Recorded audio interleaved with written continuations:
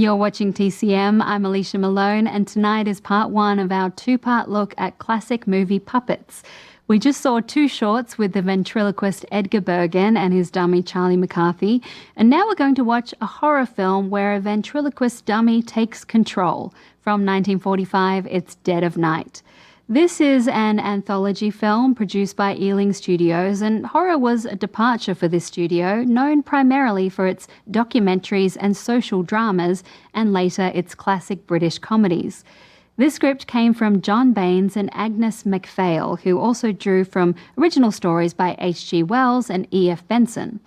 The action is centred on a house in the English countryside where an architect arrives and instantly has a feeling that he's dreamt this very scenario and already met the other guests through his dreams. Then each of them start to recount their own supernatural occurrences, and the best-known story is the final one, starring Michael Redgrave as a ventriloquist whose dummy Hugo seems to have a life of his own. Michael Redgrave was a well-respected theatre actor and had starred in Alfred Hitchcock's The Lady Vanishes before this, so this was a small role for him.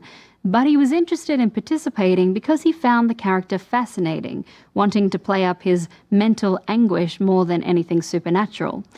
And he worked hard to make it all believable, learning how to throw his voice under the tutelage of ventriloquist Peter Brough.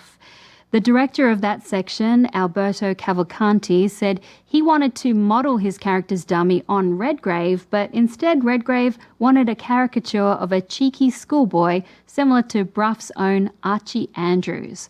Also directed by Charles Crichton, Basil Dearden and Robert Hamer, this is Dead of Night.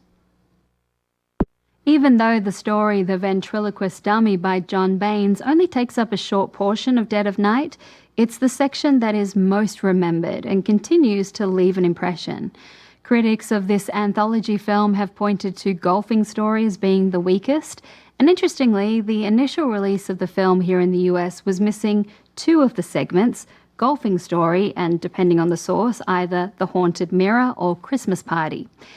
Now, there was a film prior to this that featured a ventriloquist driven mad by his work, The Great Gabbo from 1929, starring Erich von Stroheim, but it's been said that Dead of Night has been more influential on what you might call the killer doll subgenre of horror, like Devil Doll from 1964 or Child's Play from 1988, Dead Silence from 2007, Annabelle from 2014, or the movie we have for you next. After this break on TCM, our look at classic movie puppets takes us to the Catskills in 1978 with Anthony Hopkins as a ventriloquist who snaps. Don't go anywhere.